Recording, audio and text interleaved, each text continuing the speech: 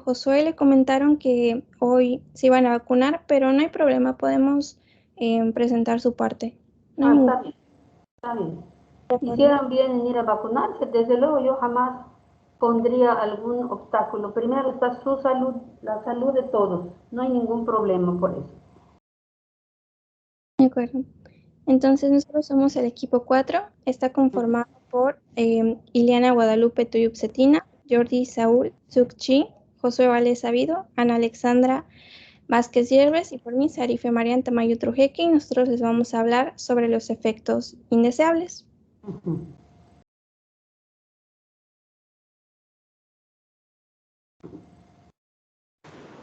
Buenos días, yo soy Alexandra Vázquez y vamos a comenzar con los conceptos básicos. Para empezar, las vacunas constituyen un apartado especial dentro de los fármacos. A diferencia de los demás, estas se van a administrar a personas sanas para evitar enfermedades y por ello es necesario que las mismas no causen como mínimo más daño de lo que podría ocasionar la propia enfermedad. Es decir, el beneficio obtenido debe ser mayor al riesgo de presentar una reacción adversa asociada a su administración. Por ello deben ser lo más seguras posible. Las vacunas, como cualquier otro producto biológico o farmacéutico, no están exentas de reacciones adversas. En su gran mayoría, estas son leves y pueden ser bien toleradas y aceptables, aunque en raras ocasiones pueden producirse efectos de mayor gravedad. No, no vayas tan rápido, no vayas tan rápido. Discúlpame, no vayas tan rápido. Algunas de las reacciones adversas de las vacunas son tan raras que solo se aprecian después de una amplia utilización posterior a su aprobación y comercialización. Por eso es del máximo interés el seguimiento de los efectos adversos post-comercialización que permiten completar el reconocimiento sobre su seguridad. También las vacunas se administran habitualmente a la población sana, sobre todo a niños, y por ello las garantías de seguridad que se exigen para estas son máximas. Las consideraciones sobre la seguridad de las vacunas se van a evaluar con gran rigor científico y las decisiones sobre su administración a la población deben basarse en un conocimiento preciso del cociente beneficio-riesgo de cada vacuna, garantizando que los beneficios de la vacunación para los individuos y para la comunidad sean claramente superiores a los riesgos, y teniendo en cuenta además la carga sociosanitaria, la morbilidad y la mortalidad de la enfermedad que se pretende prevenir. Se debe saber que todo producto con actividad farmacológica puede actuar como tratamiento, pero también como veneno, puesto que ningún producto biológico o farmacéutico desarrollado hasta ahora es 100% seguro y 100% eficaz. Ahora, se va a considerar un evento adverso a cualquier incidente médico asociado a la administración de una sustancia medicamentosa o droga, por ejemplo la vacuna, de manera temporal, sin que exista necesariamente una relación causal entre ambos. Una reacción adversa medicamentosa es cualquier otro efecto nocivo, no deseado y no intencional de una droga, que se presenta cuando la misma se utiliza a dosis normalmente usadas en los seres humanos para la profilaxis, diagnóstico, tratamiento de una enfermedad o para la modificación de una función biológica. En este caso, Puedes decir otra vez medicamento adverso y no vayas tan rápido. ¿Lo estás leyendo? no. Bueno, es que esta es una definición. Esto sí lo estoy leyendo como lo dice tal cual la diapositiva. Sí, sí, se da uno cuenta de que se está leyendo y además, pues vas muy rápido. No debe ser. Los demás pues no dicen nada, pero pues yo sí lo tengo que decir. Entonces no vayas tan rápido. ¿Cómo? Vuelve a explicar lo de evento adverso o vuelve a leerlo, pero de manera no tan rápida. El evento adverso, como está aquí en la diapositiva, es cualquier incidente médico asociado a la administración de una sustancia medicamentosa o una droga. En este caso son las vacunas. Ese puede ser de manera temporal, sin que exista necesariamente una relación causal entre ambos. Dime un evento adverso de un fármaco. Ahorita son vacunas, como dices tú. Pero dime un evento adverso de un fármaco. Un antibiótico, por ejemplo. Este podría ser una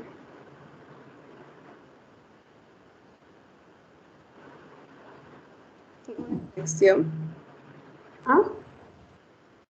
No, no te escuché. Piensa en los demás. Ana Cristina, César. Puede ser Cefalea. de las Yo expresiones. podría ser cefalea, diarreas, náuseas, vómito. A ver. Cefalea. ¿Qué medicamento puede dar cefalea a un paciente? Y lo causa prácticamente de manera inmediata. Les voy a poner el ejemplo porque no lo saben, pero para que lo comprendan mejor, porque no es memorizar nada más, sino es ver que lo operativo, o sea, lo real en la práctica médica ocurre. Un paciente que tiene cardiopatía isquémica, o sea, que en su corazón la sangre no llega bien a las arterias coronarias, pues esa disminución de la llegada de la sangre y lógicamente del oxígeno da dolor cardíaco, que es la angina de pecho. ¿Hasta aquí estamos bien? Sí, doctora. Bueno, Sí, doctora. entonces, cuando el paciente hace un evento coronario agudo, o sea, una angina de pecho aguda, o hace un infarto al miocardio, siente dolor precordial. Ustedes ya saben cuál es la región precordial. Siente dolor precordial, tiene sensación de opresión, está angustiado, queda diaforético y rápidamente es llevado al hospital. Tiene que ser toda su atención en menos de una hora. Y entonces llega y enseguida le ponen un parche de nitroglicerina en el pecho, pero antes le ponen nitroglicerina debajo de la lengua. Y la medicación que se pone debajo de la lengua llega inmediatamente al corazón, porque hay vasos que comunican directamente allá. Entonces, ¿por qué se requiere que el efecto sea inmediato? Entonces el paciente se siente mejor y luego ya tiene el parche de nitroglicerina en el pecho y le indican nitroglicerina cada 8 horas, por ejemplo. Y entonces, como a la hora y media o 2 horas, el paciente que ya afortunadamente está más tranquilo, tiene su electro, sus análisis, oxígeno desde que llegó, y mientras le hacen su ecocardiograma, cuando ya esté más estable, y otros estudios, le dice el doctor, tengo dolor de cabeza desde hace rato, pero yo no padezco dolor de cabeza. ¿Por qué? ¿Por qué estoy así? Será por la ansiedad que me dio, por el susto, pero ya se me quitó, me siento tranquilo, gracias por atenderme y por haber atenderme. Y así, pues como dice usted, no se infartó mi corazón. Entonces, ese dolor de cabeza que tiene el paciente, esa cefalea, se debe a la vasodilatación que la nitroglicerina causa. Vasodilatación que es de predominio venoso, porque hay vasodilatación que es de predominio arterial, aunque también vasodilate venas, pero vasodilata sobre todo arterias. Y la nitroglicerina es un vasodilatador de predominio venoso. Lógicamente que con la vasodilatación, pues entonces llega más flujo sanguíneo y eso es lo que le da cefalea al paciente. Entonces es un efecto secundario, es un efecto adverso que prácticamente en muy poquito tiempo estando allá le comienza. Ese es un ejemplo. Otro ejemplo de efecto adverso o efecto secundario de un fármaco, a ver quién lo dice. De los antibióticos hay, ¿quién dice uno? ¿Estreñimiento? Al contrario, diarrea. Los antibióticos ocasionan diarrea porque barren la microbiota, barren la flora intestinal normal, la flora, la microbiota, la flora intestinal normal, y empieza la diarrea, no hay absorción. Entonces eso es frecuente. Y cuando se receta el antibiótico porque el paciente tiene sinusitis, por ejemplo, y le dan amoxicilina con clavulanato o algún otro que le den, Le dicen no se angustie, no se asuste si empieza con diarrea. Puede ser un efecto, es uno de sus efectos. Le puede dar o no le puede dar. Y hay pacientes que desde que comienzan a tomar el antibiótico empiezan a sentir que su barriga se mueve o hierve, como dicen, parece que hierve mi barriga, doctor, como hierve la comida, y empiezan con diarrea. Es otro efecto secundario, otro efecto adverso. Otro efecto secundario de otro medicamento, de los AINES, por ejemplo, antiinflamatorios no esteroideos.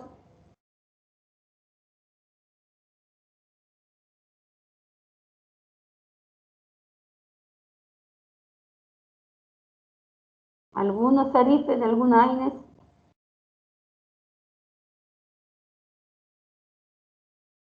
¿Me escucha? Por ¿Eh? ejemplo,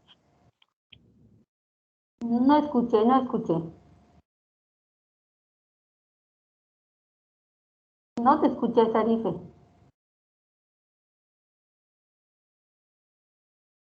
¿Puedes volverlo a decir, Sarife?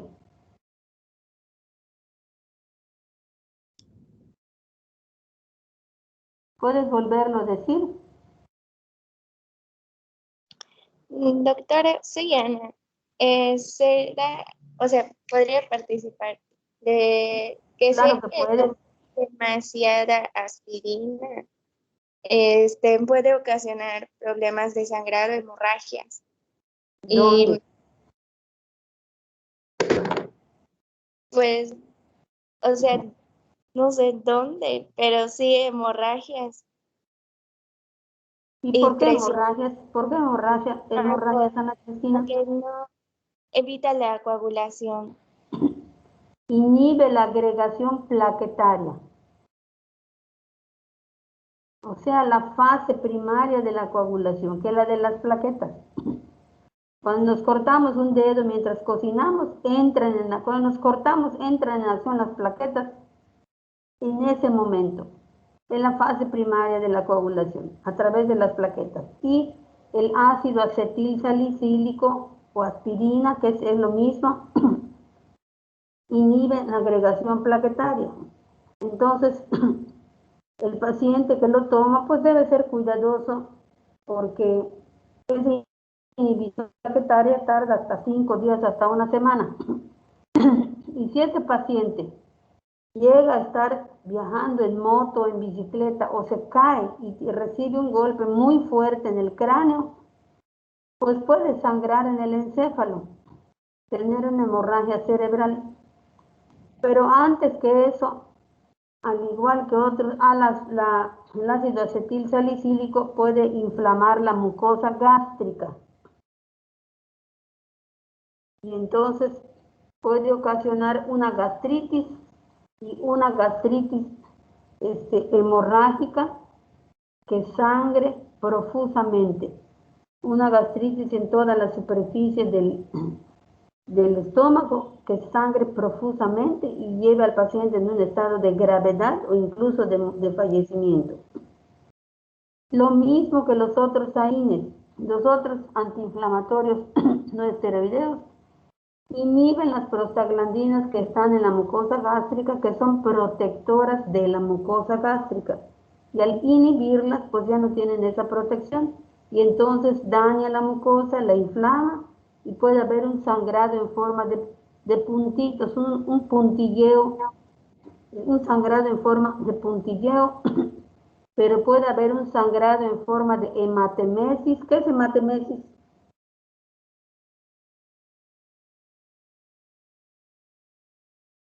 Daniel García, ¿qué es hematemesis? Es vomitar sangre, ¿no? Es un vómito de sangre. ¿De qué color, Daniel?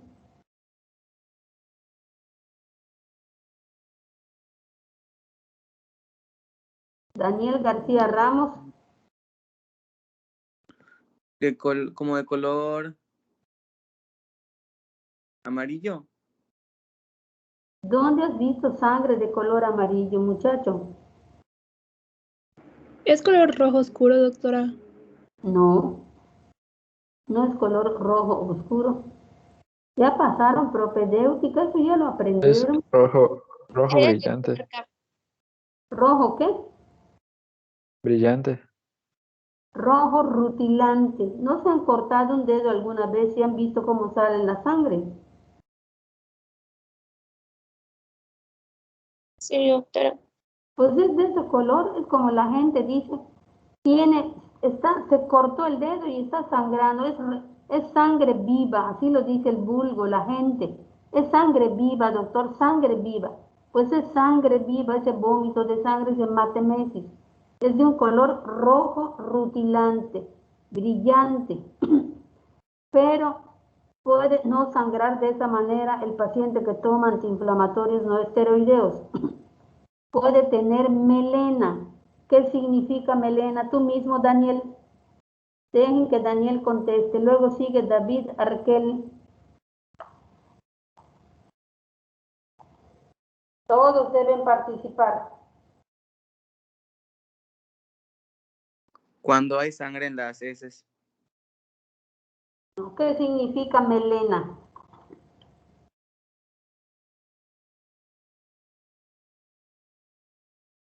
Heces oscuras y alquitranadas con o sin sangre visible.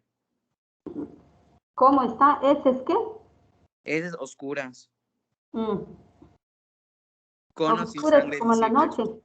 Con o sin sangre visible. Heces oscuras con o sin sangre visible. ¿Y eso qué significa? ¿Qué definición es esa? O más bien, ¿qué confusión es esa? Pues sangre, Arquel. puede o no tener sangre las heces. Entonces, ¿por qué van a quedar oscuras?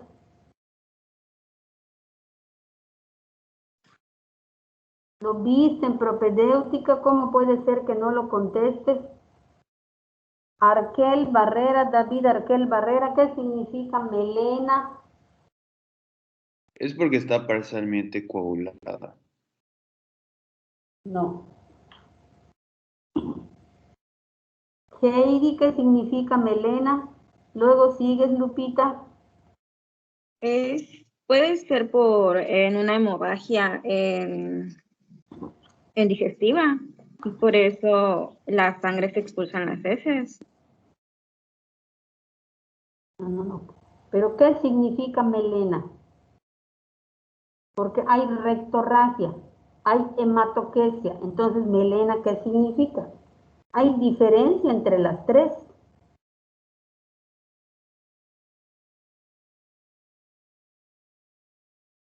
Pues yo tengo Melena entendido que son las heces oscuras.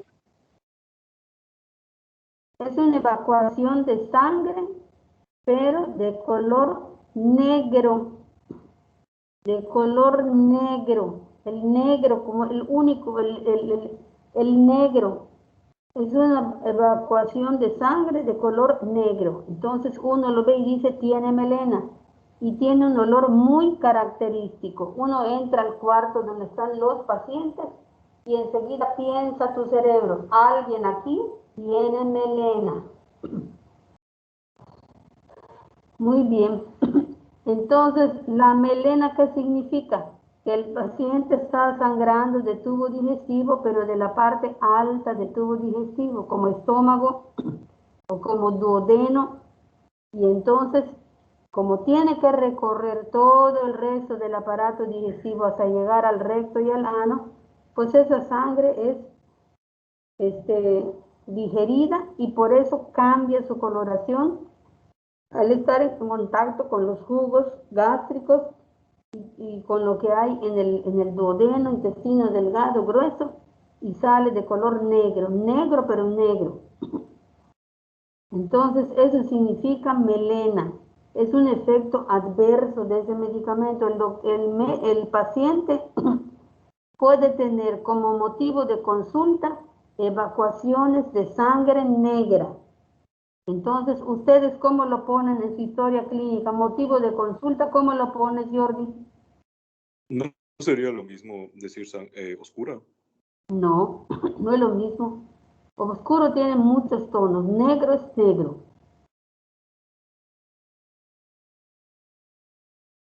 ¿Cómo lo pones en tu historia clínica, Jordi? Motivo de consulta.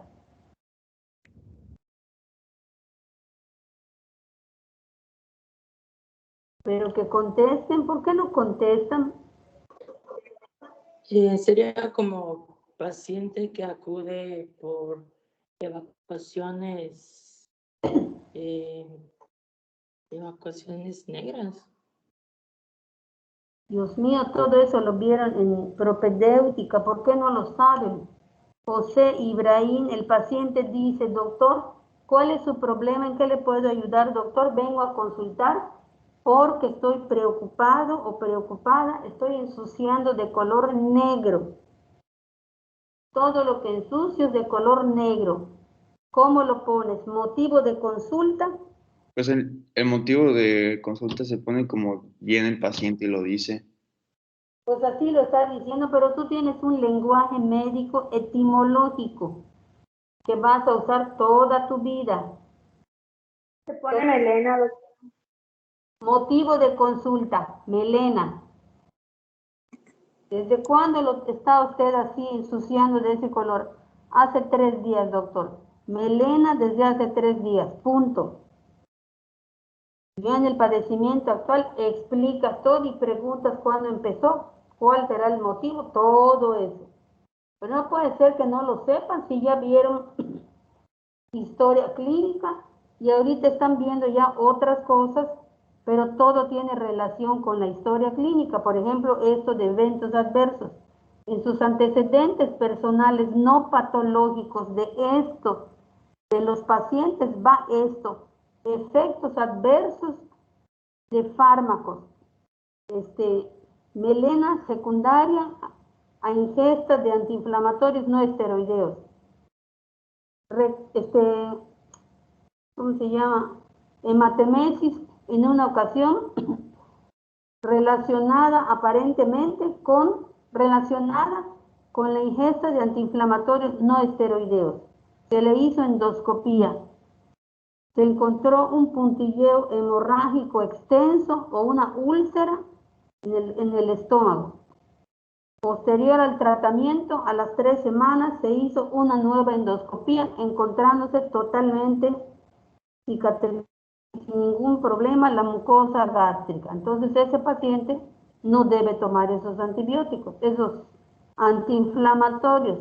Y si los llega a tomar por alguna cosa que sea imposible de darle otra, pues tiene que estar protegida con inhibidores de la bomba de protones, con sucralfato y con otras cosas. Paciente, antecedentes personales no patológicos, presencia de rash generalizado y prurito de rash y prurito generalizado, secundarios a la inyección de penicilina, de penicilina procaínica de 800.000 unidades intramuscular. Va entre sus antecedentes personales no patológicos. Pero si no lo saben, ¿cómo van a enlazarlo con esto que están viendo de las vacunas y todo lo demás que van a seguir viendo? Tienen que saberlo. La historia clínica es el cimiento sobre el que se asientan estas ciencias básicas. Así que ¿dónde se va a asentar la infectología? En el aire se va a caer. Tienen que saberlo bien. Entonces ya puede seguir Ana Alexandra, ¿verdad? Sí. Está. Bueno, y por No último no vaya rápido y por favor vuelve a decir efecto adverso. No vaya rápido, te lo pido con todo respeto. Bueno, un efecto adverso, según la OMS, es una respuesta a un fármaco que es nociva e involuntaria y que ocurre a las dosis normalmente usadas en el hombre para profilaxis, diagnóstico o terapia de alguna enfermedad. No vaya tan rápido, no leas tan rápido. O para modificación de las funciones fisiológicas. Ahora, una reacción adversa es una respuesta a un fármaco que es nociva e involuntaria y ocurre a la dosis normalmente usadas en el hombre para profilaxis, diagnóstico o terapia de alguna enfermedad. Entonces resultó peor el remedio que la enfermedad. Es nociva e involuntaria y se da para prevenir una enfermedad, pero aquí ocasiona un problema adverso. Muy bien, así despacio sigue. Ahora, tanto el efecto adverso como la reacción adversa implican la generación de un daño en el usuario del medicamento. La gran diferencia de estos está en que la relación de causalidad entre la administración del medicamento y la generación del suceso médico para el caso del evento adverso puede no ser evidente. Esa es la diferencia entre la reacción y el evento adverso. Por ejemplo, En el consumo de ácido acetilsalicílico puede crear un cuadro patológico como la apendicitis y también puede hacer un efecto adverso como alguna úlcera estomacal. un efecto adverso como qué? Una úlcera péptica. Y el anterior que dijiste, apendicitis, ¿qué tiene que ver la apendicitis?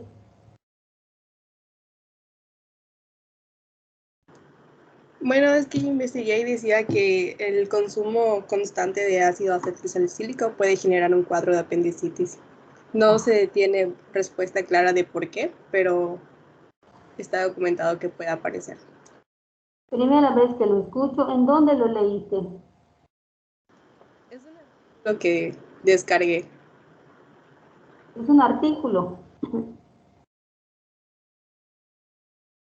Es un artículo. Sí. ¿Cómo se llama el artículo? ¿De qué revista es? Compártelo. Es del boletín de farmacovigilancia. Está bien.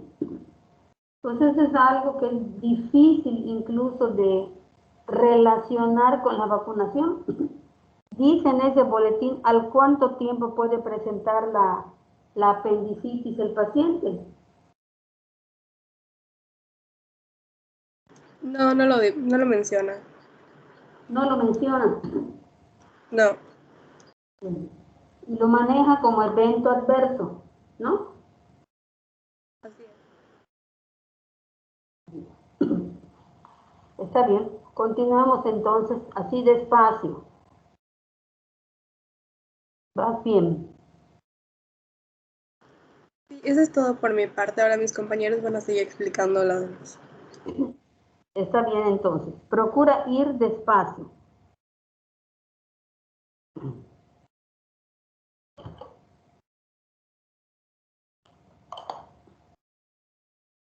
¿Se escucha ahora sí?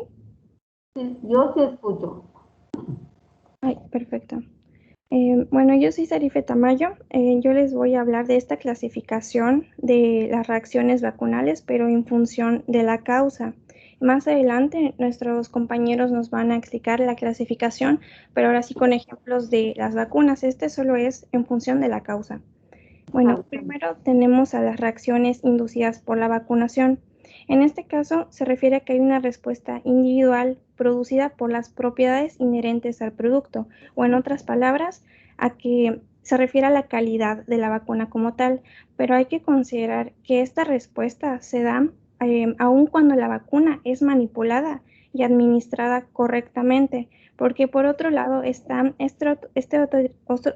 otro tipo de reacciones por defectos, ahora sí que en la calidad de la vacuna. Así es. Es muy importante esto. Y una de las cosas que lo puede causar es el adyuvante de la vacuna. Como pasa con los medicamentos, todo medicamento tiene un vehículo, que es la sustancia que transporta el medicamento en la sangre, está dentro del envase. Y a veces la reacción no es al fármaco, sino al vehículo que lleva al fármaco. Todo eso hay que tenerlo en cuenta y avisar enseguida a las instancias correspondientes y al médico tratante para que vea cómo lo va a hacer. Adelante, muy bien. Claro. Y por otro lado, también están estas reacciones debidas a errores del programa. ¿A qué se refiere esto? A que pueden haber errores en el almacenamiento, manipulación o administración. A diferencia del punto A, vemos que solamente ocurría debido a la calidad de la vacuna, porque la administración y la manipulación se da adecuadamente, cosa que no sucede en este punto C. Y a diferencia del anterior, del punto B, esto sí es algo que se puede prevenir y también que se puede evitar. Así es. ¿Cómo se puede prevenir y se puede evitar? Pues esto ya depende del profesional de salud. Debe tener una técnica adecuada para la administración de la vacuna. No es algo que depende de la calidad, sino en el profesional de la salud. Depende de la calidad de la persona que maneja las vacunas. ¿Sí Exacto. o no? Sí, así es. De la calidad de su trabajo. Es ahí lo importante de trabajar bien y no hacer las cosas corriendo porque ya se acabó el tiempo, de mala manera, porque está molesto con la vida, porque ¿qué le importa? Una persona así no tiene cabida en ningún lugar y sí puede ocasionar una reacción leve, severa, o sea, grave, leve, grave o mortal en una persona. Entonces, dense cuenta cómo la seriedad en el trabajo y la responsabilidad influyen o repercuten seriamente en la salud y la vida de otras personas. Tienen que pensarlo muy, muy bien. Seguimos adelante. De acuerdo. Ahora también vamos a ver que hay reacciones debidas a procesos ansiosos relacionados con el acto vacunal. En este caso, no tiene relación alguna con el producto, pero sí con el miedo a que nos vacunen. De hecho, las reacciones más frecuentes que se pueden encontrar son los desmayos o síncope, la hiperventilación, en donde ya se ve incluida los mareos, la cefalea o el dolor de cabeza, hormigueos, etcétera. Y también se pueden incluir los vómitos y las convulsiones. En resumen, este punto es que los efectos adversos se dan por el miedo a la vacunación. Luego están los eventos. ¿Y ustedes creen que esto haya pasado desde que se empezó a vacunar en todo ese tiempo que usted ha estado vacunando a la gente en todo el planeta Tierra? Sí, doctora, de Sí, hecho, doctora. he visto mucho a síncope, los desmayos en muchas personas. Ándale, y aquí en nuestro estado, pues también ha sucedido. Vieron en la tele el muchacho que le dio un ataque de risa. No, no lo vi. Bueno, No, no lo vimos, doctora. bueno, pues hay gente que así, que yo conozco a dos personas que cuando les inyectan intramuscularmente, porque el médico así lo indicó, les da un ataque de risa, empiezan a reír sin motivo.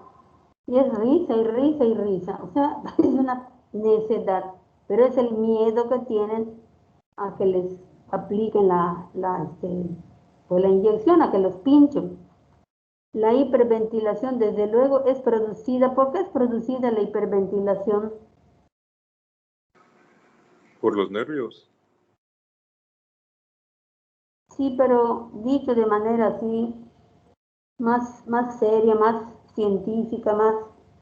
¿Por qué lo produce? A ver, Doctora, ¿no sería por el sistema simpático que se va activado en esta situación como una respuesta de huida? sí, pero ¿qué lo produce? ¿Qué produce todo eso?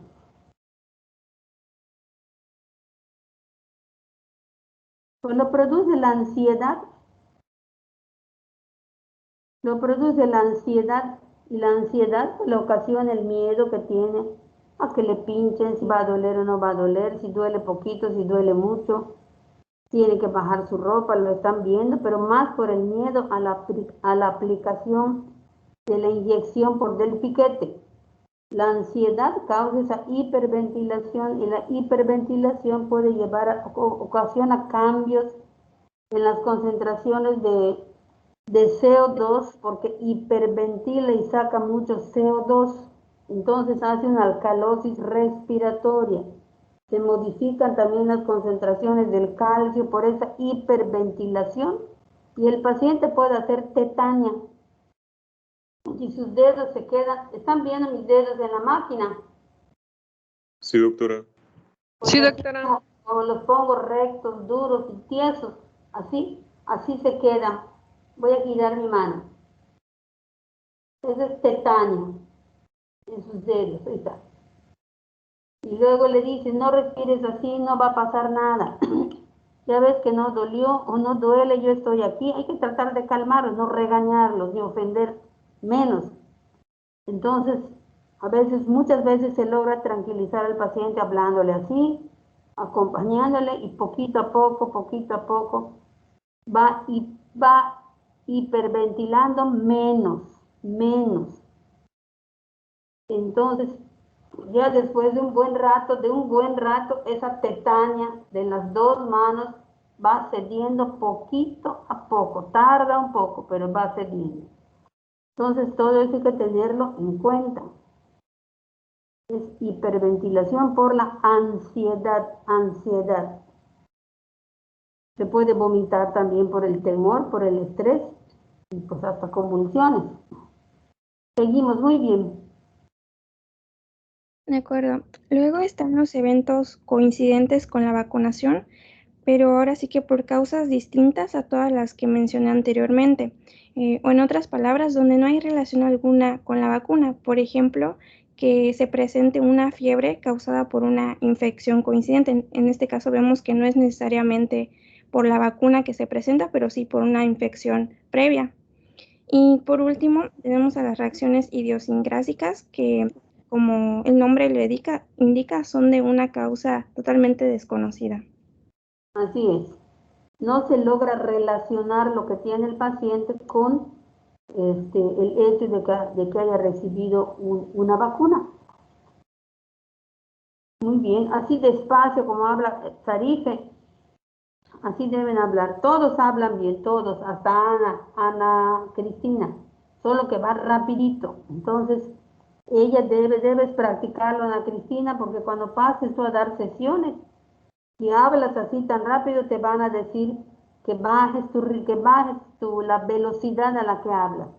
Poquito a poco lo puedes practicar y te aseguro que va a salir bien. Seguimos entonces. De acuerdo. Ahora vamos a ver la clasificación de las reacciones adversas. Esto lo explicará mi compañera Ileana. Me parece que ya está presente. Está bien. Muchas gracias. Yo quiero preguntarles algo. Los ejemplos clínicos que les pongo, ¿les son de ayuda? Sí, doctora. ¿Les Sí, doctora. orientan? Sí, doctora. ¿Para qué les sirven? A ver.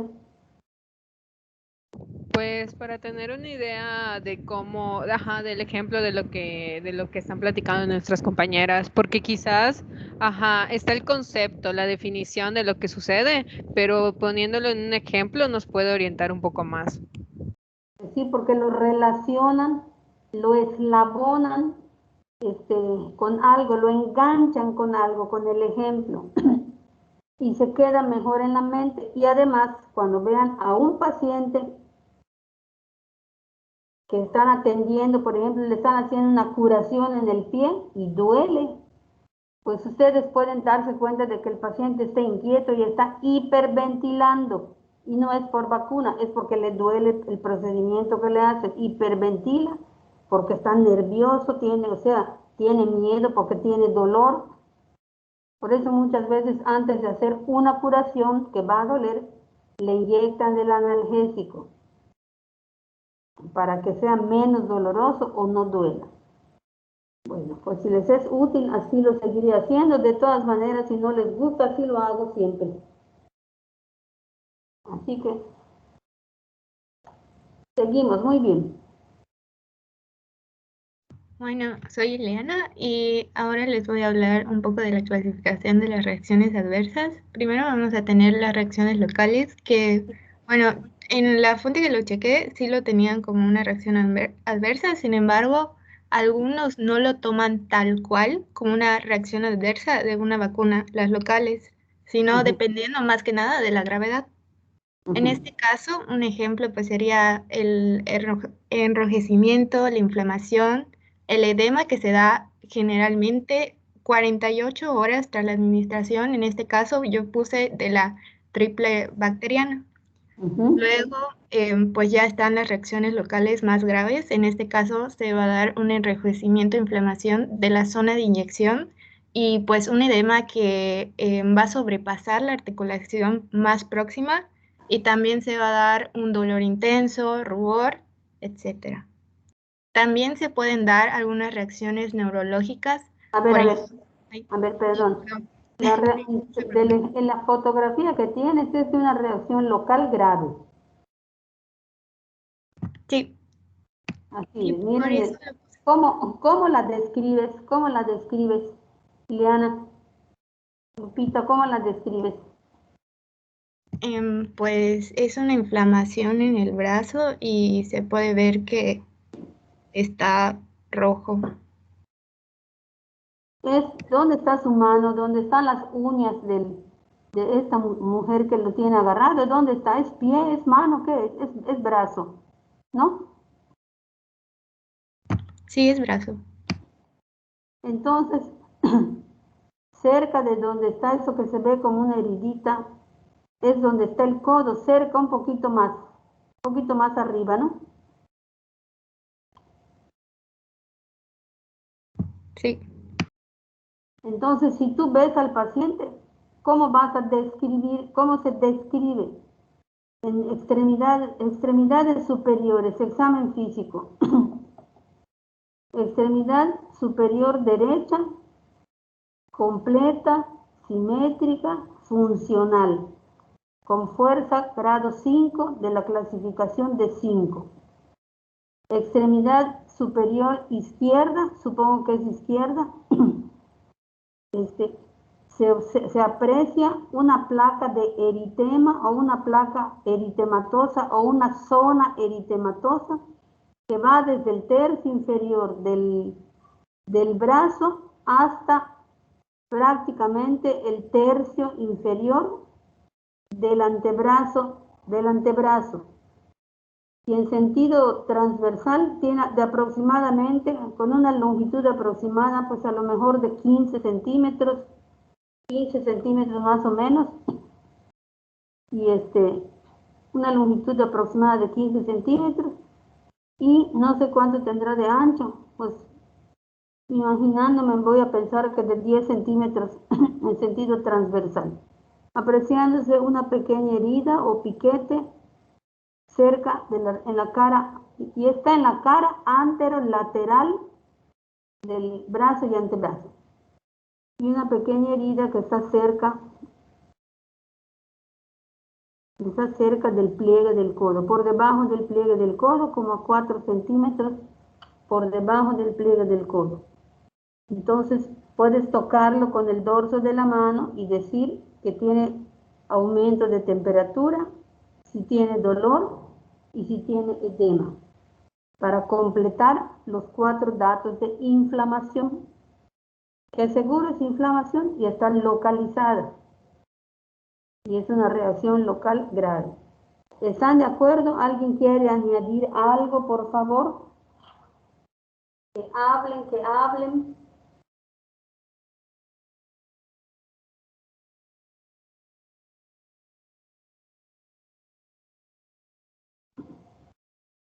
Osmar, ¿qué puedes añadir? Arkel, ¿qué puedes añadir? Elífar, ¿qué puedes añadir? Jordi, ¿qué puedes añadir? Maite, ¿qué puedes añadir? Nunca escucho tu voz. Ligia, Gabriela, nunca escucho tu voz. Ricardo, Iván, ¿qué puedes añadir?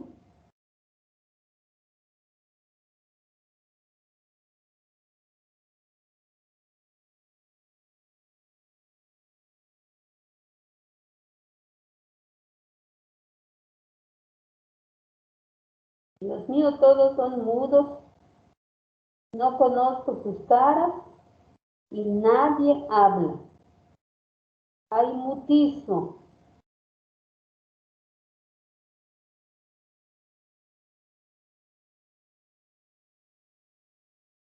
Bueno, pues seguimos porque nadie quiere contestar. Ni siquiera alguien dice, doctora, no nos da la gana de contestar. Doctora, ¿puede Seguimos. repetir, por favor? ¿Puedes repetir lo que preguntó, por favor? ¿Cómo está?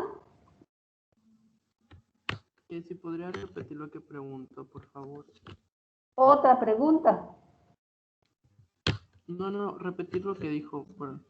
No, no puedo repetir todo lo que dije. Todos deben escuchar. Se los dije desde el primer día. Yo dije de último, ¿quién puede añadir algo, por favor? Añadir algo más. Esa es la pregunta que hice al final. No sé si están atendiendo, no sé si van a tomar agua, no sé si van al baño. Disculpe, doctora, a mí me estuvo sacando el Teams hace como 3 minutos que me sacó y pues acabo de ingresar. También a un compañero, también a Osmar Daniel lo sacó. Pero los otros sí son 18 ustedes, ¿en cuántos? No puede ser que a todos los haya sacado. Pues vamos a continuar. Gracias por la información. Vamos a continuar con reacciones neurológicas. Bueno, pues ahora siguiendo con las reacciones neurológicas, un ejemplo va a ser la parálisis aguda, que en este caso se va a presentar de forma brusca, generalmente es asimétrica y aparece entre el día 4 y 30 tras la vacunación de la de poliomielitis. Luego de la vacuna contra la poliomielitis o la vacuna de la poliomielitis. No es administración de la poliomielitis. Entre el día 4 y el día 30, después de poner la vacuna contra la polio. Parálisis flácida, ¿por qué es flácida? Lupita, tú hablaste, ¿verdad? Sí, doctora, ya hablé. ¿Por qué es parálisis flácida? ¿Cómo mueve su brazo para que sea parálisis flácida?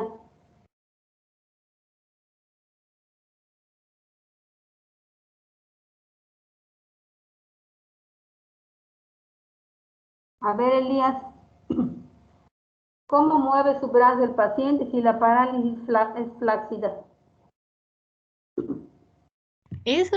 ¿No es una extremidad como que suelta? Pues no lo sé. ¿Suelta cómo es? Elías, te pregunté. Elías Manuel Ramírez, ¿dónde estás si es que estás? Doctora, Elías nos había comentado en el grupo que entra y sale por su internet. Eso nos había dicho. La verdad que no puedo creer que a todos les pase eso. En serio se los digo, pero no voy a sufrir por eso. Estefanía Damián, ¿cómo es una parálisis flácida? ¿Cómo mueve el paciente el brazo? ¿Cómo lo mueve si tiene una parálisis flácida? La extremidad queda flexible, entonces prácticamente no puedes sostenerla o dejarla rígida, sino que queda como como si hubiese perdido la fuerza. Queda flexible, entonces mis brazos no son flexibles, los tuyos no son flexibles, los de sus demás compañeros no son flexibles. Maestra, creo que lo que sufre Estefanía es que pierde el tono muscular y queda como un trapo la persona. Se pierde el tono muscular y la extremidad no se mueve porque lo está diciendo parálisis flácida. Parálisis flácida. Y no digamos que queda como un trapo. Entonces es una parálisis flácida. La extremidad está asentada sobre la cama o sobre la hamaca. O sobre una mesa si alguien se la subió y la sentó allá, pero no la puede mover porque tiene una parálisis. Pero no tiene tono muscular. Muy bien. Continuamos, Lupita.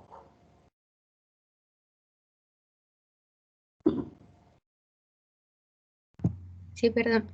Luego también vamos a tener la encefalopatía y en este caso va a aparecer de forma brusca y se puede dar hasta 15 o 30 días después de la vacunación y pues es de apariencia grave y se puede relacionar temporalmente con la inmunización. La encefalitis, que son los mismos síntomas. Entonces, cuando vacunan a una persona, no es nada más ponerle la vacuna y adiós.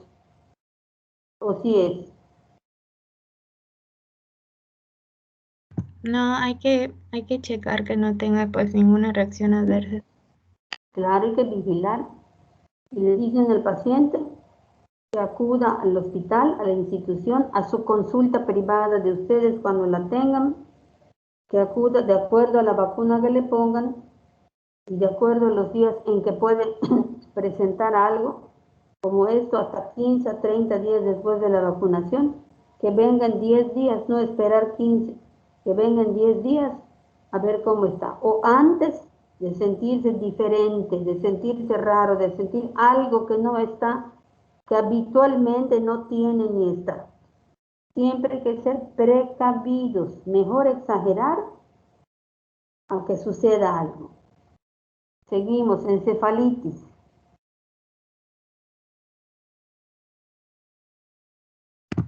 Sí, luego también tenemos la encefalitis que presenta, los mismos síntomas que la encefalopatía, pero con presencia de signos de inflamación cerebral.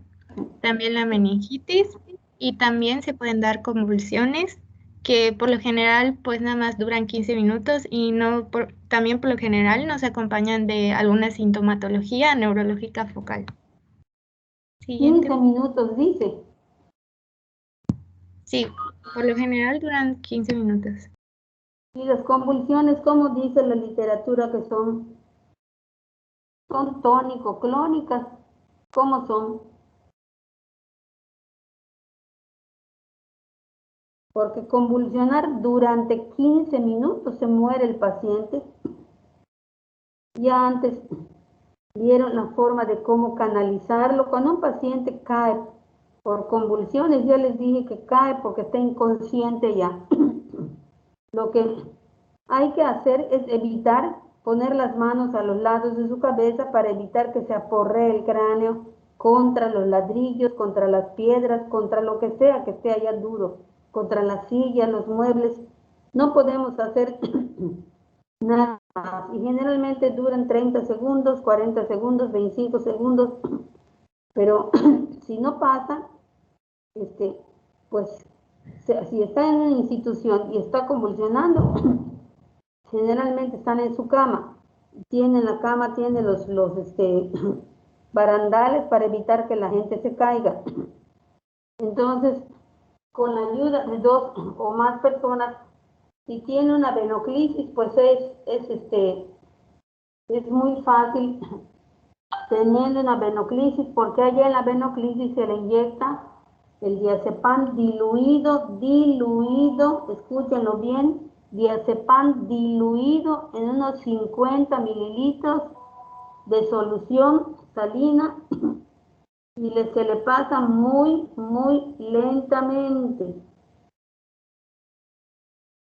para que ceda la convulsión. Entonces, pero convulsionar durante 15 minutos, como dice, por lo general duran 15 minutos, pues es un estado de mal epiléptico, donde al paciente ya, además del diazepam, ya se le puso otro tipo de medicamentos, ya se le intubó, y entonces se le seda completamente para que, así intubado, se le ponga un ventilador. No puede estar convulsionando 15 minutos sin parar porque se muere. El que convulsiona no ventila, no respira, está en periodo de apnea. Ese es uno. El otro punto, encefalitis, dijiste, mismos síntomas que la encefalopatía, ¿no?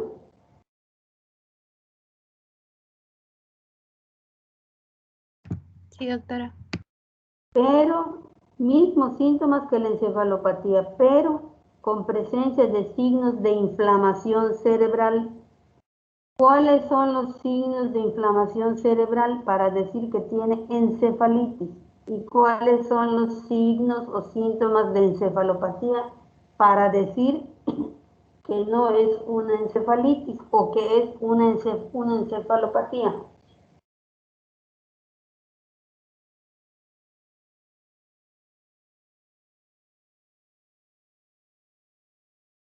Pues por lo general, se supone, bueno, las encefalitis normales, según yo, es dolor de cabeza, fiebre, dolor muscular también, pero ya cuando es muy grave puede dar confusión y también convulsiones, ¿no? Convulsiones, puede convulsionar, está el paciente con cefalea, tiene el signo de Kerning, el signo de Brudzinski. Bueno, eso en la meningitis, pero es un paciente que puede estar excitado, que puede ser un poquito agresivo, y pues dolor muscular no, pero puede tener cefalea, eso sí. En la meningitis también hay fiebre, puede haber cefalea, tiene el signo de Brudzinski y el signo de Kerning, o sea, hay rigidez de nuca, tiene signo de Babinski, y en la encefalopatía es un estado de desorientación del paciente, es un estado en el que su conducta cambia. Por ejemplo, el paciente que tiene cirrosis hepática y ya tiene un grado avanzado del hígado por la hepatopatía crónica, que la más común desafortunadamente es ocasionada por alcohol. Somos un país taquero y somos un país de alcohólicos, y entonces el paciente se empieza a dejar de atender, no se peina, no quiere poner su ropa limpia, o dice, ¿qué te pasa? ¿Qué hora es ahorita? O sea, tiene cambios en su orientación. Si eso no se atiende, ese es grado 1. Si no se atiende, avanza al grado 2, donde ya empieza a hacer cosas pues mayores que estas. Puede quitar su ropa, puede estar quitando cosas de la mesa, no reconoce bien a su familia, aunque diga cosas que son correctas, pero otras ya no. Y si no se atiende, pasa al grado 3 y ya está más desorientado. En lugar de acostarse en la hamaca o en la cama, se acuesta en el suelo. Ya además se duerme fácilmente, lo llamas y despierta y te dice cosas que no tienen nada que ver con lo que le preguntaste. Y encefalopatía grado 4, pues ya está en coma. Entonces sí se puede diferenciar de la encefalitis y de la meningitis. Y hay que tener mucho cuidado, porque el paciente con encefalitis también tiene desorientación si tiene inflamado el encéfalo. Hay que tener mucho cuidado, pero el de encefalitis pues hace fiebre y hay que tener cuidado. La rabia da encefalitis. Hay que tener mucho cuidado. Y la meningitis pues también da desorientación, puede tener pérdida de la conciencia, estar en coma, con fiebre, con convulsiones. Entonces, todas estas cosas no las estudien ustedes por estudiar, no las memoricen nada más. Si dice encefalitis, mismos síntomas, pero con presencia de signos de inflamación cerebral, mismos síntomas ¿de qué? De la encefalopatía. A ver, diagnóstico diferencial. Es una tarea que todos van a hacer y subir a su carpeta. Diagnóstico diferencial entre encefalopatía, encefalitis y meningitis. Y diagnóstico diferencial entre meningitis bacteriana, meningitis viral y meningitis tuberculosa. ¿De acuerdo?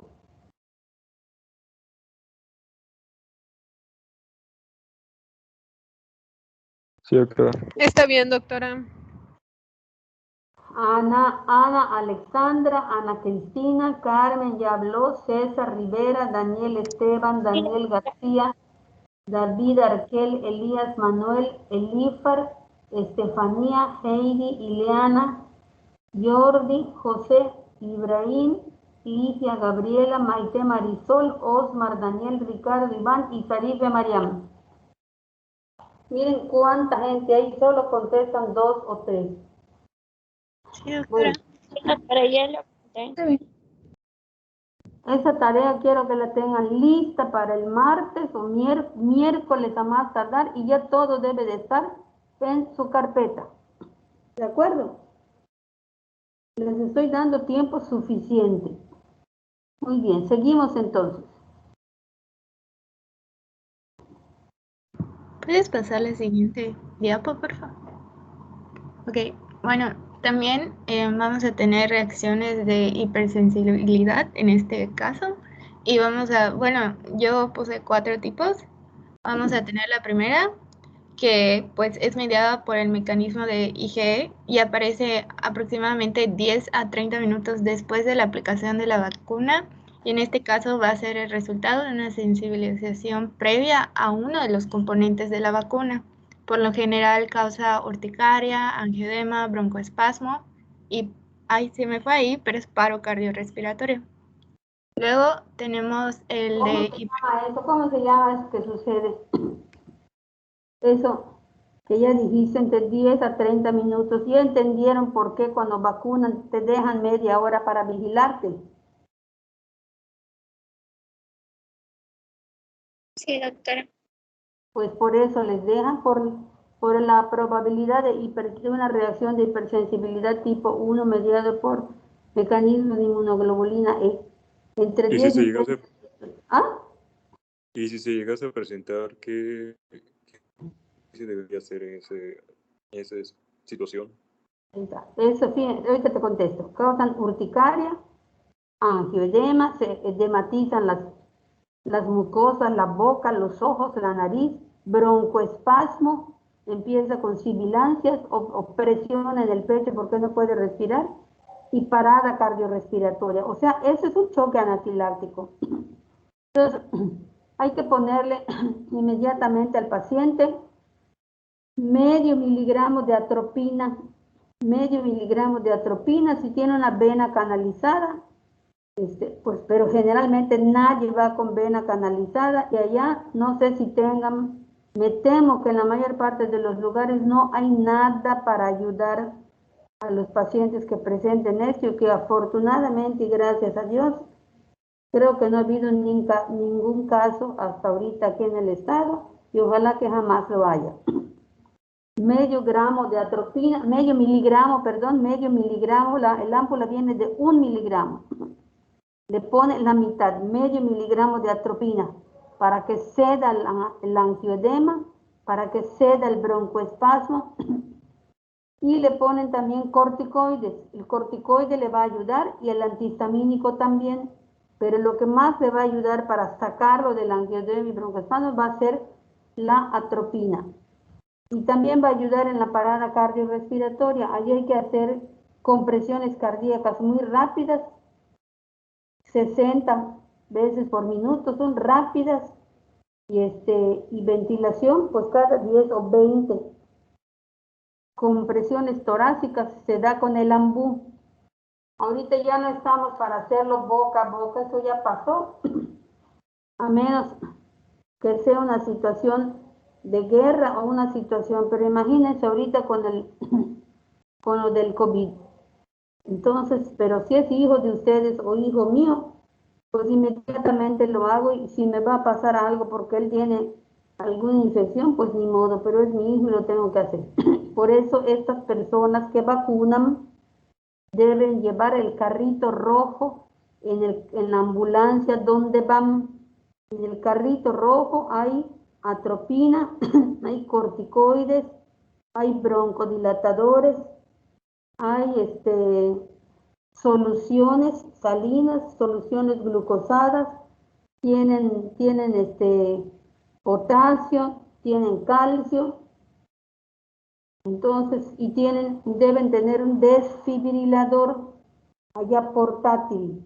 Todo eso deben de tener, tubo de Rush, su laringoscopio, su ambú y material de curación. Para poder intubar a un paciente deben ser personas, paramédicos que sepan intubar bien para sacar adelante un paciente de este tipo y no permitir que muera, no permitir que muera. Entonces, por eso dejan a la gente, se queda 30 minutos aquí, porque esa es la reacción que puede hacer la anafilaxia, la que enseguidita viene. Entonces, pues, si uno va a vacunarse, pues yo tengo un compañero que padece como yo problemas de sinusitis crónica, descarga nasal posterior, hiperreactividad bronquial, alergia a todo lo que existe en este mundo, y entonces, y atopia a 50.000 cosas. Entonces, él cuando fue a que lo vacunen, hizo que le pongan un catéter periférico para tener lista su vena. Y yo cuando fui, pues aquí me vacunaron. Y pues aquí tenían el carrito rojo y todo. Si me pasaba algo, pues aquí me iban a intubar. Pero hay que tener cuidado. Y hay gente que ha hecho reacciones de anafilaxia por otros fármacos, por ejemplo, penicilina, que es el más común. Entonces tienen que tener en cuenta todo eso. Por eso entiendan, por eso dicen, se queda 30 minutos. No me quedo 30, me quedo más. Se lo digan a su familia, se queden más tiempo. Y si les dicen, ya puedes salir porque van a entrar otros, bueno, salgo, pero no me voy. Me quedo en la puerta. Porque si empiezo a sentirme rara, o empiezo a sentirme raro, o extraño, o siento presión en mi pecho, entro rápidamente y le digo, mire, me siento mal, siento que me oprimen el pecho. Pero si me quito de allá, me subo al camión porque no tengo vehículo, la mayoría no lo tiene, me subo al camión y me voy en el camión, me voy a morir. Entonces, vean cómo es importante analizar todas estas cosas para que ustedes se protejan, a sus familias también, y educar a la gente. Somos educadores. Seguimos entonces. Hipersensibilidad tipo 2. Adelante. Y luego vamos a tener la hipersensibilidad tipo 2. En este caso, rara vez se asocia a las vacunas, sin embargo, pues sí hay ejemplos, ¿no? Y a diferencia de la primera que aparece de 10 a 30 minutos, es más prolongado, puede aparecer de minutos a horas. En ese caso, por ejemplo, puede estar relacionado con la trombocitopenia secundaria a la DTB. ¿Cuál es esa? La de difteria, tétanos y tosferina de célula entera. Difteria, tosferina y tétano. Sí, está bien, está bien. Está bien. ¿Y la trombocitopenia qué significa? A ver, Ricardo Iván Sánchez.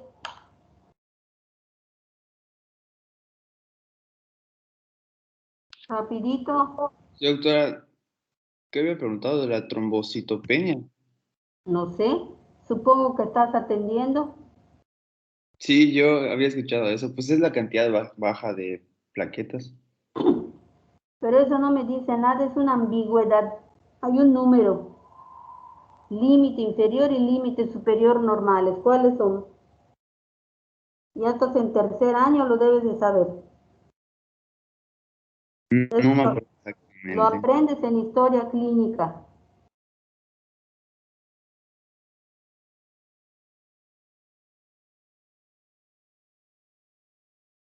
El IFAR, Mauricio.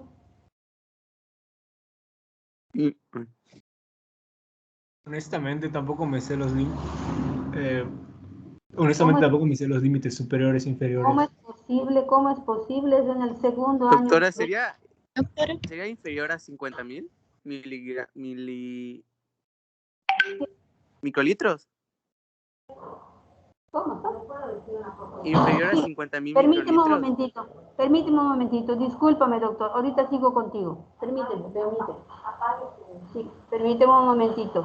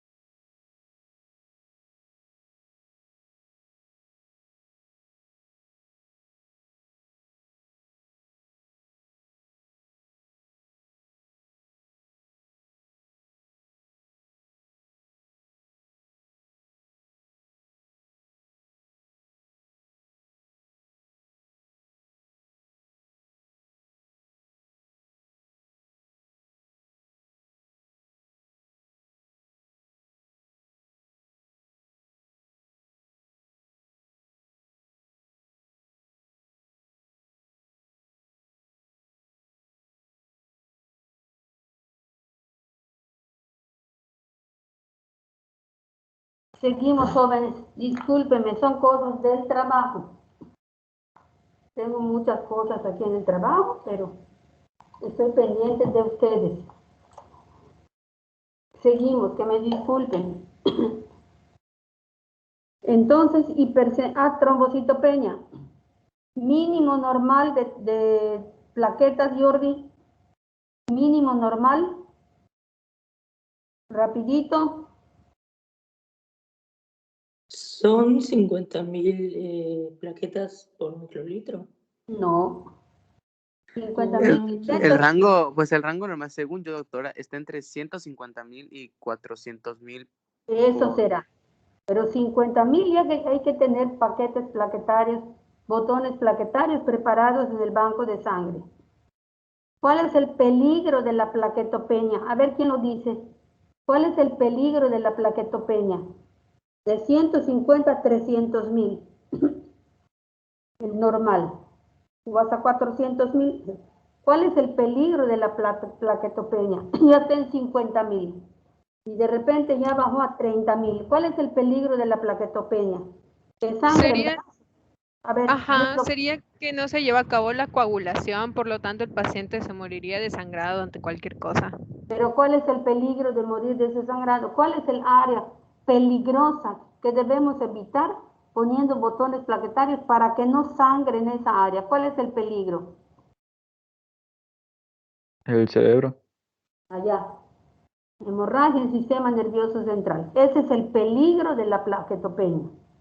Entonces tienen que saberse las cifras, doctores. Eso se ve en historia clínica. Seguimos entonces. Hipersensibilidad tipo 3. Adelante. Sí, perdón. Bueno, luego vamos con la hipersensibilidad tipo 3 y en este caso van a ser más que nada lesiones cutáneas y también va a ser como que más lento, ¿no? Va a aparecer entre las 2 y 10 horas después de la inyección del antígeno y se da por lo general por la activación del complemento y también pues más que nada por la inmunoglobulina G. Sí, la G. Muy bien. Hipersensibilidad tipo 4. Y luego, ya por último, la hipersensibilidad tipo 4, pues es una reacción también mediada por inmunidad celular y esta va a aparecer entre las 24 o 72 horas después de la inmunización, sin embargo, también puede aparecer días después y por lo general se produce dermatitis. Está bien. Pues entonces esa no es una reacción grave. Sin embargo, una dermatitis puede dar mucho prurito y a veces el prurito es pues demasiado molesto y acude uno pidiendo ayuda al dermatólogo para que le dé alguna crema, alguna sustancia que le ayude a soportar el prurito. Entonces, pues muy bien, ya vieron cuáles son las reacciones más graves. La primera tipo 1 es un choque anafiláctico o anafilaxia.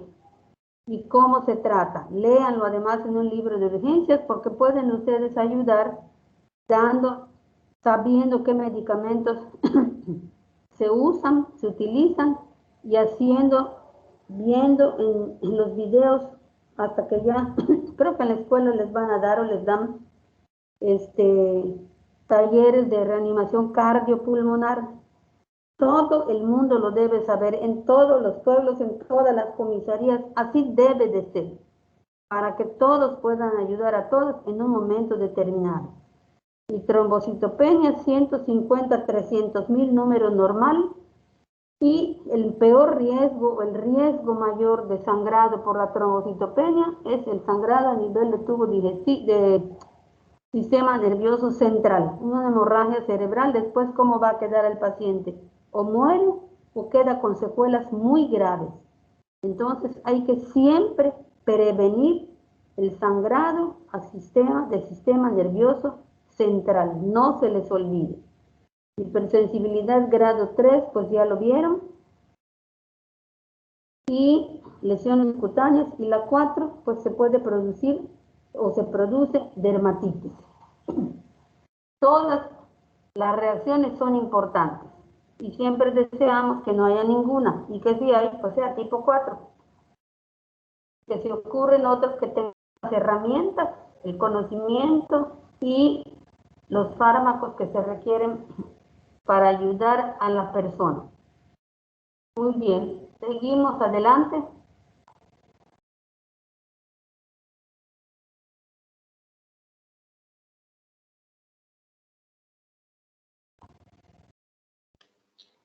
Bueno, en esta parte vamos a hablar de algunas falsas contraindicaciones que se conocen en la sociedad y que, bueno, es importante descartarlas porque pues nos ayudan a evitar oportunidades en donde se pueda proteger a la mayor parte de la sociedad. Entre ellas, en general, para todas las vacunas, se tiene como la de la DTP-A, la vacuna de tétanos y difteria celular, la de sarampión o triple vírica, la vacuna HIP o la de influenza B, las de hepatitis A, B, hepatitis A y hepatitis B, varicela, rotavirus, las vacunas neumocócicas conjugadas, las antigripales inactivadas, polio y las de BPH. Entonces, hay algunas situaciones en donde pues, se considera que son contraindicaciones, pero se sabe que no es totalmente cierto. Entre ellas, cuando hay una situación de enfermedad aguda o leve que presente fiebre o en dado caso que no se presente también, en alguna reacción local, ya sea leve o moderada, cuando hay fiebre baja o moderada o cuando se evita el examen físico previo a la aplicación de esta vacuna. También O sea, cuando... a ver, no entiendo eso. Ausencia de examen físico previo en persona con apariencia sana. Allá no se debe vacunar, eso es lo que estás diciendo. No, o sea, se cree, bueno, algunas personas creen que no se deben vacunar en esas situaciones cuando no se realiza un examen físico a una persona. Sin embargo, pues está descartado, o sea, no es necesario realizar un examen físico previo a la vacunación. Así es, lo que hay que hacer es preguntar si la enfermedad si la persona tiene una enfermedad aguda, pues una enfermedad aguda no es el momento ideal para vacunar. ¿Qué tal si el paciente es un paciente, por ejemplo, con EPOC y ahorita tiene un EPOC agudizado? El EPOC es crónico, enfermedad pulmonar obstructiva crónica, pero tiene un EPOC agudizado. ¿Por qué razón?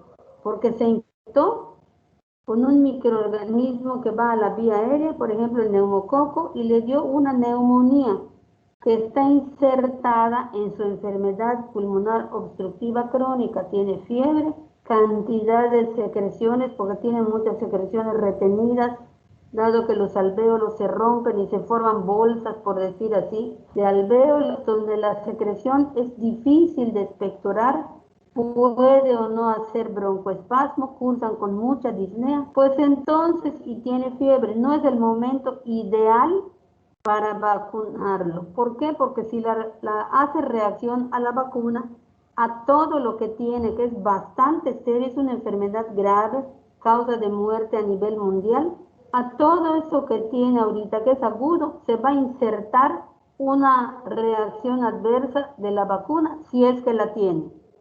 Entonces, lo mejor es esperar un tiempo razonable para que se resuelva ese problema y entonces le ponen la vacuna porque la debe de tener porque tiene la enfermedad pulmonar obstructiva crónica.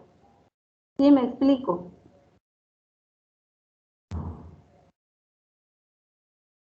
Sí, doctora. Sí, doctora. Y por lo demás, pues no. Seguimos entonces. Sí, bueno, también hay algunas personas que toman alguna terapia antimicrobiana actual y pues también se cree que está contraindicado, pero no, es una situación errónea. En algunas fases de enfermedad convaleciente o en prematuridad, incluso cuando hay exposición o contacto con alguna enfermedad infecciosa, cuando se tiene historia de efectos adversos, historia familiar de efectos adversos de algunas vacunas. Lleva Incluso uno, también lleva uno sus medicamentos por si ocurre algo, pero allá deben de tener su carrito rojo por cualquier cosa. Seguimos. También cuando se ha padecido la enfermedad contra la enfermedad que ataca la vacuna. Para la que se está vacunando o por la que se está vacunando. Por ejemplo, pacientes, sí. Personas que les dio COVID, varios compañeros míos tuvieron COVID, afortunadamente salieron bien, aunque a uno le dio bastante fuerte, pero salieron bien. Y entonces cuando aquí anunciaron que se iba a vacunar al personal, pues ya había pasado como 2 meses de que habían salido del COVID, ya se habían recuperado, caminaban bien, comían bien, y entonces pues los vacunaron.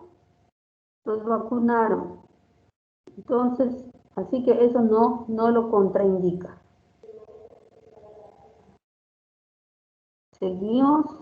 Sí, también en casos donde no se tenga registro de las vacunas previas que tiene la persona, o cuando hay un contacto en casa con personas inmunodeficientes, ¿no? Entonces, pues todas estas son las situaciones en donde ocurren falsas contraindicaciones, ¿no? Prácticamente no son contraindicaciones. Así y es. En la siguiente diapositiva. En la siguiente, por favor.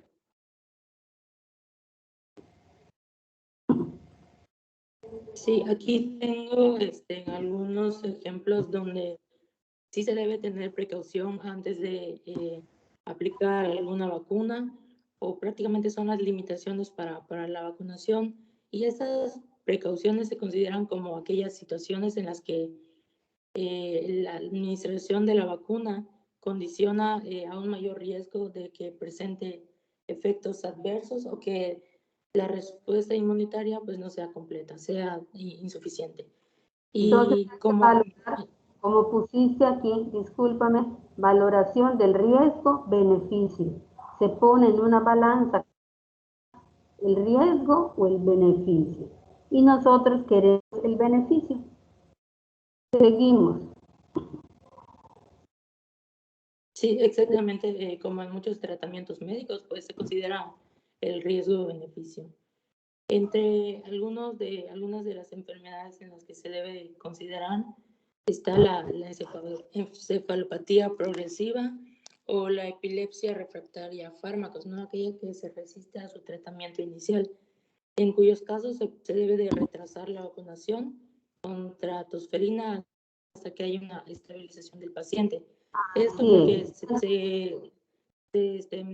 se cree que hay como una interacción neurológica y puede pues ocasionar que el paciente empeore. También cuando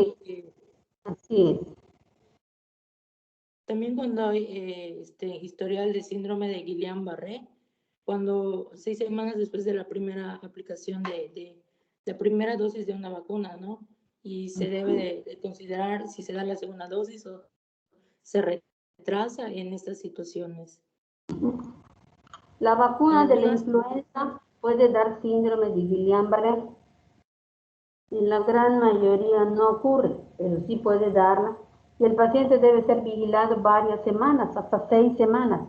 Entonces, si tiene historias de síndrome de Guillain-Barré, pues a lo mejor no me pongo la vacuna, porque si sobreviví al Guillain-Barré, no quiero enredarme otra vez con eso, que es terrible y que tiene una buena mortalidad. Hay que valorar riesgo-beneficio. El Guillain-Barré también mata. No a todos, pero también mata. ¿Qué más? En algunas enfermedades crónicas o cuando se presenta inmunodepresión, debido a que en lugar de obtener la respuesta que se espera, se puede obtener una respuesta subóptima tras la aplicación de la dosis. Así es. O sea, una respuesta menor de la que se requiere o la que se necesita. Sí, también tras la administración de algunos productos biológicos, ¿no? Como es el caso de las inmunoglobulinas o la sangre, en el caso de la vacuna triple vírica. Triple viral. Sí, y por último, tenemos en situaciones de cirugía o anestesia, no es la vacuna no interfiere con esta situación, no presenta interacciones. Sin embargo, se debe de considerar que no haya una coincidencia de la reacción de la vacuna con la hospitalización y la intervención, ¿no? Para que no se confunda si hay si el paciente empeora tras la intervención o no. Y bueno, sería todo por nuestra parte. No se van a dar cuenta, no van a saber si lo que tiene el paciente es por la cirugía, por la anestesia o por una reacción de la vacuna. Durante una cirugía hay una respuesta metabólica muy importante, extensa, ante la agresión quirúrgica. Es una agresión anestésico-quirúrgica. Es un estrés anestésico-quirúrgico. Un paciente al que le abren el abdomen para hacer una cirugía porque tiene un problema de intestino o de estómago, por ejemplo, la respuesta metabólica a ese trauma quirúrgico es muy importante.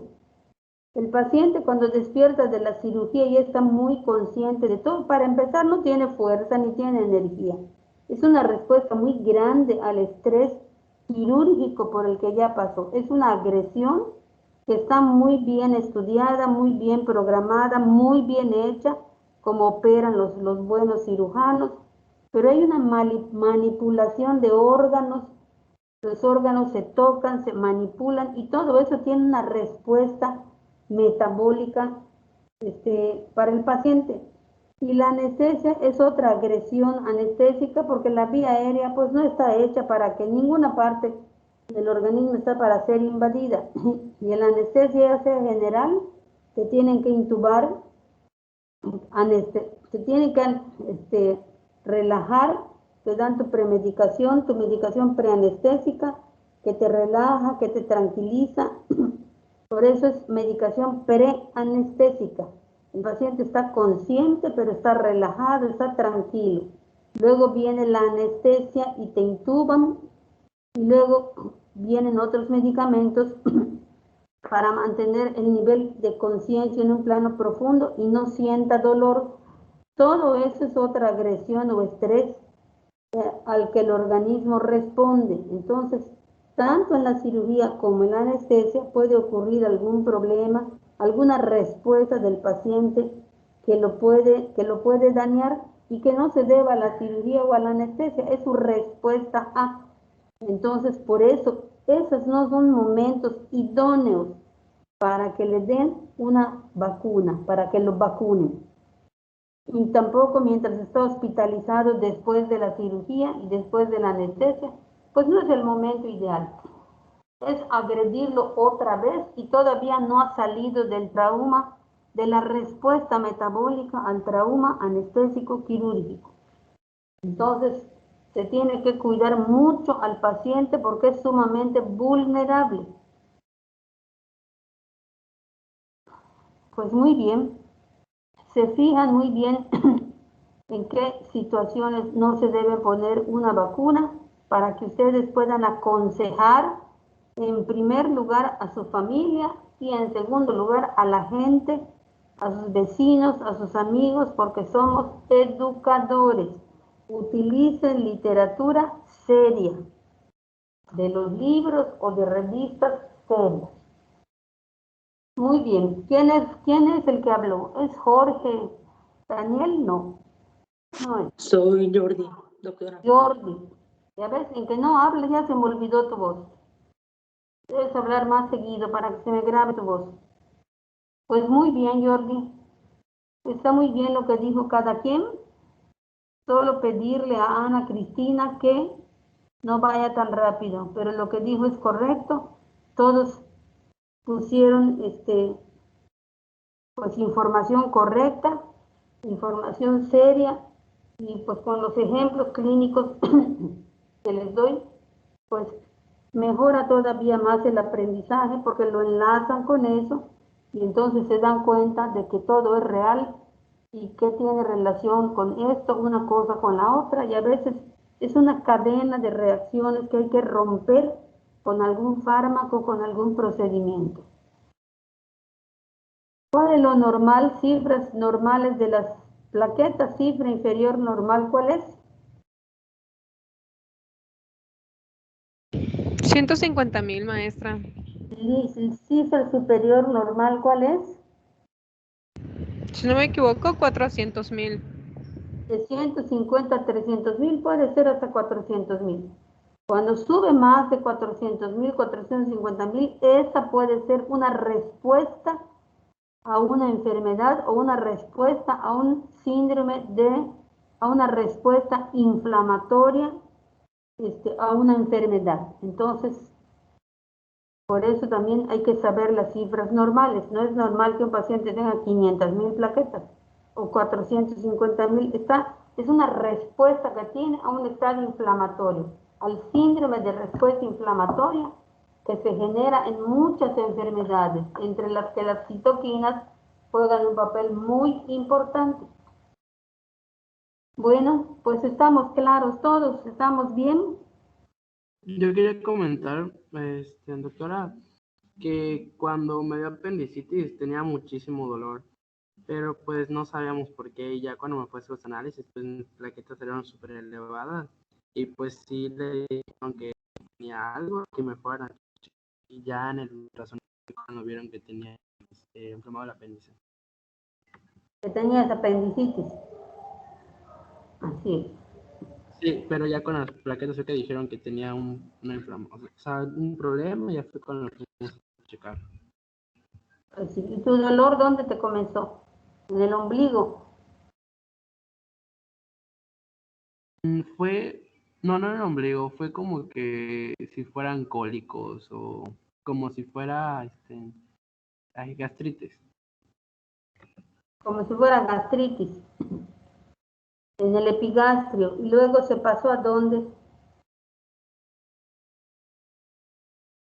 La verdad no me acuerdo mucho porque fue hace mucho tiempo. ¿Qué edad tenías? Pues estaba en secundaria, así que como unos 3 años. 13 años.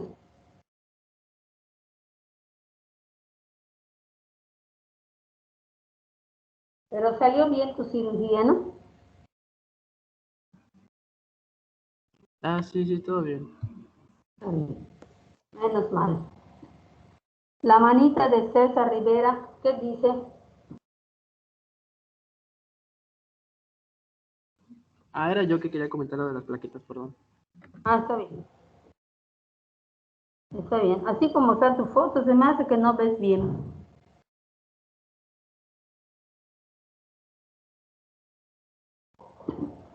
Bueno, continuamos mañana. Ya terminamos hoy.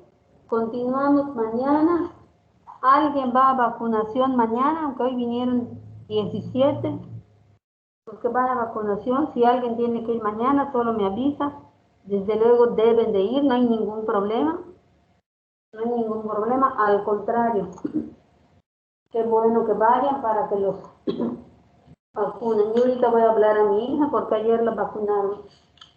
Ayer estuvo bien, pero pues cuando me quité estaba bien, pero ya pasaron varias horas a preguntarle cómo se siente. Está bien, doctora. Sí, mañana vamos a ver dónde están. Mañana comenzamos con comprende los mecanismos de acción y de resistencia de los principales agentes antiinfecciosos. Entonces, vamos a ver los mecanismos de acción y de resistencia de los antibióticos y de los antivirales. ¿De acuerdo? Sí, doctora. ¿Ya se dividieron por equipos o quieren que los dividamos 1, 2, 3, 4, así como están?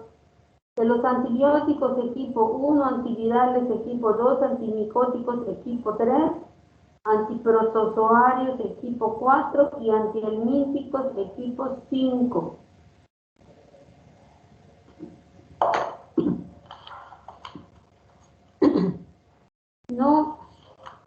No se vayan a la historia de los medicamentos porque algunos, bueno, todos tienen su historia, tiene que existir una historia para que se pueda comprender mejor, pero dado que el programa está tremendamente lleno, pues tenemos que ir a paso un poquito, vamos a ir trotando, no vamos a ir caminando. Entonces, equipo 1 mañana, antibióticos, mecanismos de acción y resistencia de los principales y resistencia. Doctora, pero creo que no hay equipo 5. Ahí tiene razón. Es tan fácil que lo vamos siguiendo el orden. Bueno, al equipo 2 le tocó la otra vez dos temas, ¿verdad? Sí, doctora. Sí, doctora. Bueno, pues hoy le va a tocar al equipo 3. Antibióticos, equipo 1, antivirales, equipo 2, antimicóticos y antiprotozoarios al equipo 3 y antihelmínticos al equipo 4. Está bien, doctora. Que se centren en lo que pide el programa. Comprende los mecanismos de acción y resistencia de los principales agentes antiinfecciosos. Es antibióticos en general, no es hablar de antibiótico por antibiótico. Desde luego que hay grupos de antibióticos. Y hay grupos porque un grupo tiene mecanismos de acción contra determinada bacteria y otro grupo tiene acción importante, fuerte sobre otras bacterias y así. Pero céntrense en eso y también los mecanismos de resistencia de los principales agentes antiinfecciosos. Se considera que hay resistencia a los antimicrobianos, hablando de antimicrobianos, cuando el agente causal, la bacteria, por ejemplo, requiere para ser controlado, para controlar la infección, requiere más dosis de la habitual.